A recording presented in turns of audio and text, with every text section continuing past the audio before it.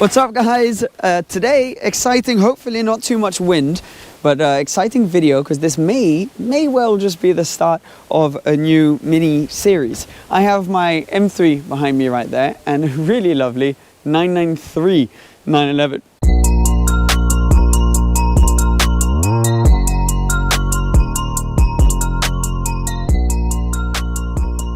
This to me is the dream two-car garage. So I'm very fortunate to be able to drive this M3 Touring as my daily, M3 Competition Touring as my daily, and absolutely loving it. There's all sorts of videos on this car, so there's a whole playlist that I'm going to make with all the videos of living with this. I now have 2,600 kilometers on it as I'm making this video, but I've had this idea or this thought in the back of my head that I'd love to go a little more old school at some point. So I think the M3 Touring is the kind of the perfect one-car garage, but it is missing a little bit in excitement or character, which you can basically only get if you go slightly more old school with something like this 993.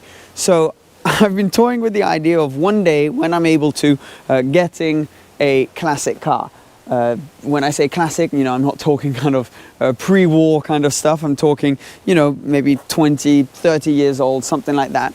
Obviously, this is the dream. This would be a situation that I would love to be in, but why not start dreaming and start planning for that dream? And when I think about what potential cars I'd like to go for, 911s are definitely very high up on the list. There's many different options in different price brackets that you can look at, and different variants, and it's just, I mean, first of all, I think they're so classy.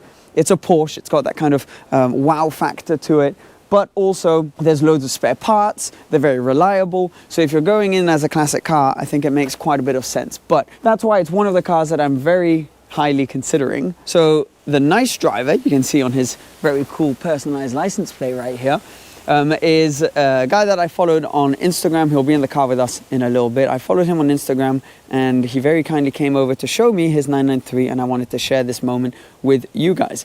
So yeah, this is me kind of going in, trying to learn a little bit more about this world. I've been lucky enough to own a couple modern cars, but never really gone down the classic route, and it's really something that I would love to be able to do at some point. 911s, Mustangs, these are various different cars that I'm really thinking of right now. Those are kind of the two that have really caught my eye. And then there's the question of, okay, if you go Mustang or you go 911, which one? What year? Which engine? What body style, etc. 993s like this have been climbing up in value a lot, and I personally love the way they look, especially from the back right here. They were made from 1993 to 1998. This is a 997 model, so it's like they did a little bit of a facelift, or Gen 2, let's say. It's a 4S. S means that you've got those wide kind of turbo body arches. You've also got the turbo brakes, etc. And then from the front, I think these just look so classy. They're just unreal.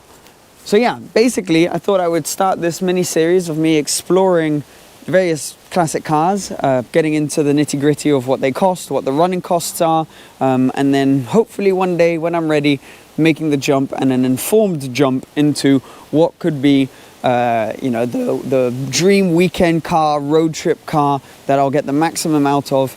And ideally I would like to then be able to have a very usable, daily, powerful car which has all the modern gadgets to make daily use perfect. So Monday to Friday, drive around in this. Friday to Sunday, drive around in this. Wouldn't that be just the dream? Let's get in and start the car. You can hear it sounds awesome.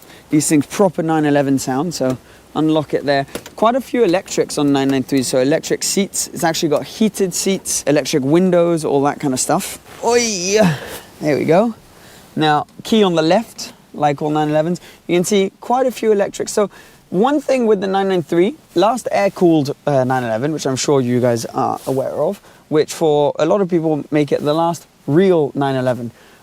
We'll see how it feels today. I've never driven one of these. For me, there is that side where I think it looks amazing, but is it classic enough, if that makes sense? It's kind of in that in-between of classic 911 and the modern stuff. The advantage of that is that it has, you know, nearly 300 horsepower. So you can actually really use this car. Whereas if you go older, so, you know, late 60s, early 70s cars, you have such little power that you're not, you know, it's basically just a tootle around and you're not really going to go blast it on a country road or anything like that. Whereas with this, you can actually really use this car. So let's start her up.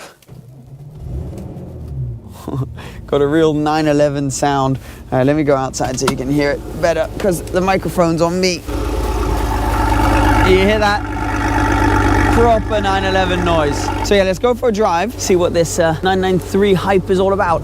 I'm driving a 993, so I'm actually alone in the car at the end, but yeah, this is a pretty cool experience. I'm taking it in. I've always dreamt of this moment, driving a 993, guys. When you hop in it, straight away you can just tell it's a 911. Amazing visibility, feels small, but it's got these super wide arches.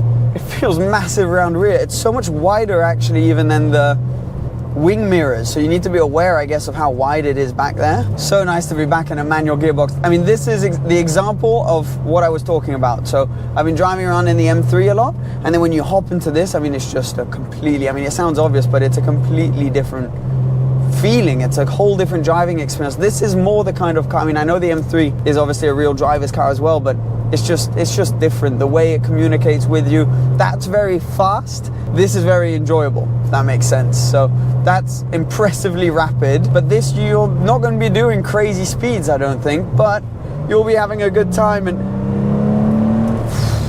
that flat six noise as well.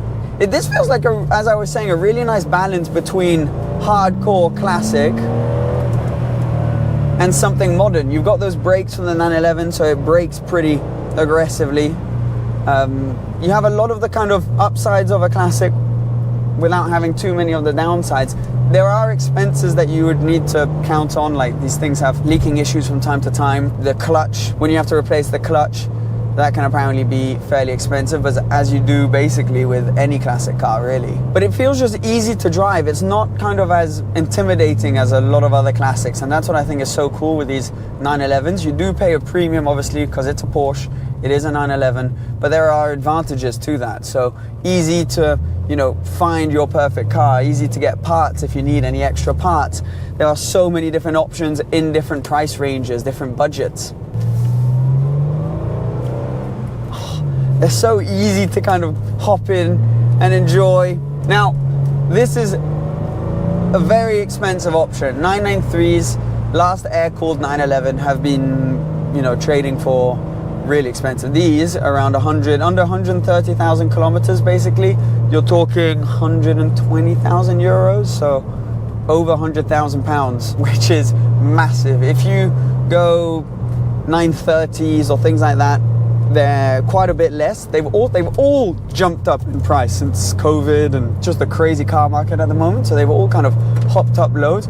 But these 993s, especially like this in 4S, so the S versions are the really sought after ones. Then in four-wheel drive also, I mean, whether it's a rear-wheel drive only Carrera S or a Carrera 4S, both are really sought after. You've got all of the electrics in this car, which is funny. So you have heated seats, you have like a pretty swanky radio, you've got all of the electric seats, everything. So it's that weird mix, yeah, between modern and old school. It just, you know, I feel like all these modern cars are so impressive. I mean, this is completely subjective and this is my opinion, but it's like we're in this horsepower speed chase and everyone's just trying to make their cars faster. I mean, obviously you have exceptions, GT4 RS, GT3 Touring, things like that, but because of all these safety regulations and emission regulations, you need all these things in your car which take the soul out and add weight. I feel like, personally, for me, if it was to buy a pure enjoyment car, I'd rather go a little further back. Now, this is about as modern as I would like to go. I think anything after this, is just a little too modern for me. This already maybe doesn't feel quite classic enough, if that's a thing. You know, is it worth going full old school 70s, you know, 911T or something like that? I'd love to get some more experience in one of those to really kind of see what that's like. The other difference is also with these, with 993s, they're modern enough that you really need to be careful with the service history and all that side. So you can't really build up your own project car. I mean, you can, but you know, it's not the recommended thing to do. Whereas with older things, older cars, you know, a Mustang, a 911T, something like that, you can, you know, find something which has already kind of had its first life and bring it back to the way you want it, the way you'd see it, the way you love it. And it's not that frowned upon as it is maybe potentially with these or like 996s or things like that. 996s I think are really coming up, but I struggle with the front end a little bit. So I think if it's to spend 115, 120, maybe that would be by far the highest point in the budget, of which we're far from right now.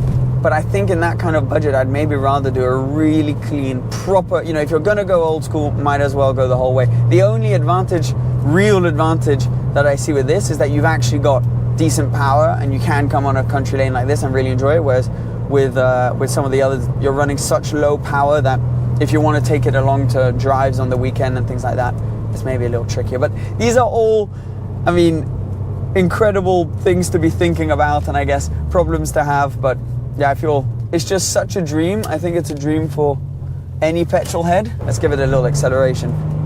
Drop back a little bit.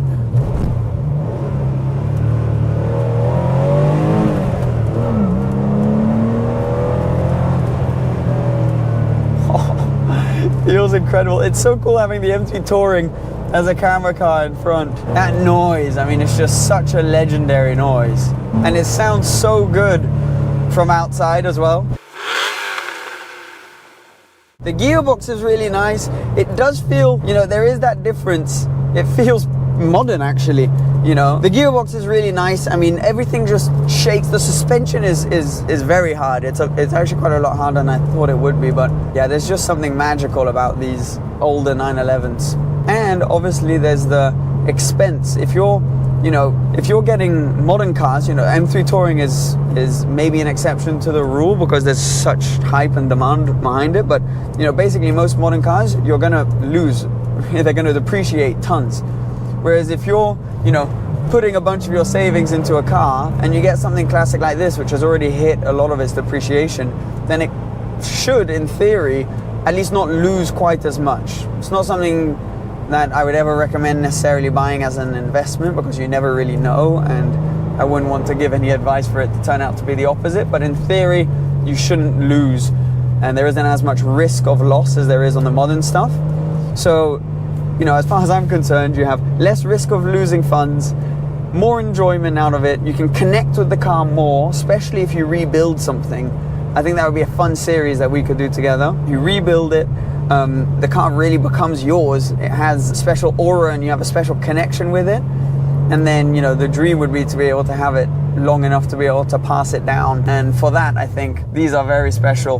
This is definitely a contender because it's modern enough that I don't feel also too out of my depth. You know, I'm really excited to learn more about all this classic car stuff. So I don't feel too out of my depth with this. Now being here and driving one feels awesome. Thank you to the nice driver. I'll put his Instagram for giving me the opportunity to drive this. It's powerful.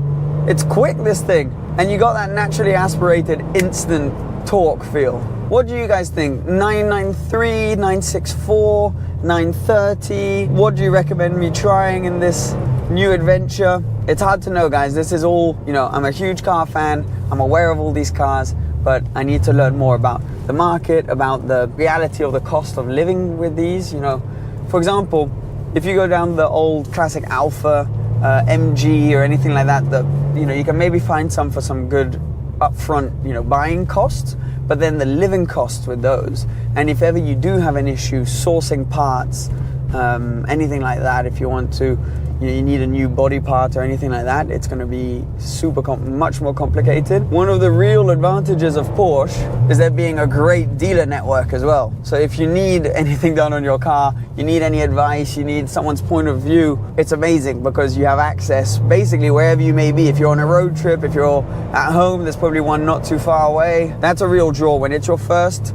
older car, classic car, then that's something pretty important to consider because you don't want to bite off more than you can chew. Anyways, this felt like the perfect opportunity to to kind of walk you through my ideas and what I'd like to do in this hunt for, you know, maybe in a year, maybe in 3 years. I have no idea when it will be, guys, but the sooner the better. And I'm excited to take you on this adventure with me. So I think we'll call it there. Thanks for watching this video as always. I'm going to be fascinated to read some of the comments here. So let me know what you think down below. I'll be reading as many of the comments as possible, and we'll be in touch soon. Take care, guys. Bye-bye.